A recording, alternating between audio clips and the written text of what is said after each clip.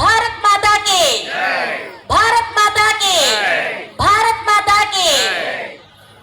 హిందువుగా ఉండడం, అందులో భరతఖండంలో పుట్టడం మా అదృష్టం అంటూ ఎంతో గొప్పదైన పాటను వింటూ మనందరం ఇక్కడికి రావడం జరిగింది.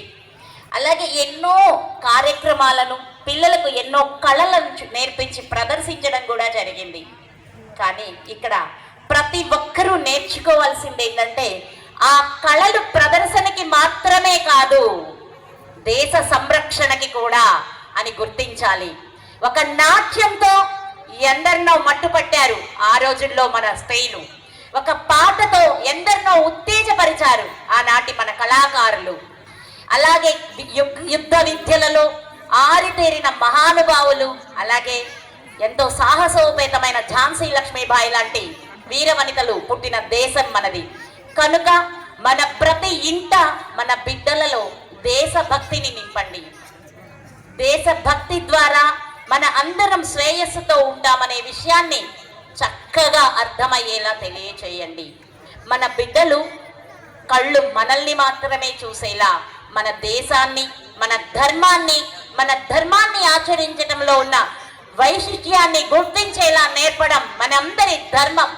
అంతేగాని తెలుసో తెలియకో పిల్లలు పక్కదారులకు వెళ్ళి ఎన్నో ఇబ్బందులకు గురవుతూ ఉన్నారు.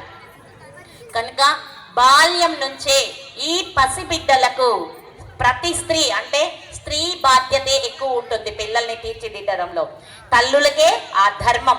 కనుక ప్రతి స్త్రీ ఒక వీరవనితగా, ఒక ఝాన్సీ లక్ష్మిగా మారి దేశం ధర్మాన్ని మన బిడ్డలకు నేర్పిస్తూ వాళ్ళందరూ ఎంతో ఉన్నతంగా ఎదిగేలా చేయాలి. అయితే ఇక్కడ ఈ క్షణం వచ్చాము, ఈ ప్రదర్శనలు చేశాం, కాసేపు భారత మాత పేరు, శ్రీరామచంద్ర ప్రభువు పేరు పలకరించాం, ఆ తర్వాత మన దారిన మనం వెళ్ళిపోయాం అన్నట్లు కాకూడదు. అణువణువున అనుక్షణం మన అందరిలో ఉండవలసిన ఏకైక లక్ష్యం మన ధర్మం, మన దేశం. ఈ మాట ఎలా అనుకోవాలి అంటే, నా ధర్మం నా దేశం అని మనం ప్రతి ఒక్కరిని నిరంతరం తలుచుకుంటూ ఉండాలి, నిరంతరం గుర్తు చేసుకుంటూ ఉండాలి. ఈ విషయాన్ని పదే పదే గుర్తు చేయాలంటే మన ఇళ్లల్లో ప్రతి ఒక్కరి ఇంటిలో సింహవాహిని అయిన భరతమాత ఫోటో ఉండాలి. నిద్ర లేచి ప్రతి ఒక్కరూ భరతమాతని పూజించాలి, భారతమాతకు జేజేలు పలకాలి. అలాంటి స్థితి ఇంటింట ఏర్పడినప్పుడు విశ్వజనని భరతమాత ఆదిశక్తి లోకమాత ఆమె. నేను నిరంతరం ఈ 3 అక్షరాల త్యక్షర, 6 అక్షరాల షడాక్షర, 29 అక్షరాల మహామంత్రమా ఏది జపించినా నా కళ్ళ ఎదుట ఎప్పుడూ కనిపించేది ఒక్కరే, అమ్మ భరతమాత. మన భరతమాతే మన శ్రీమాత, మన లలితాదేవి.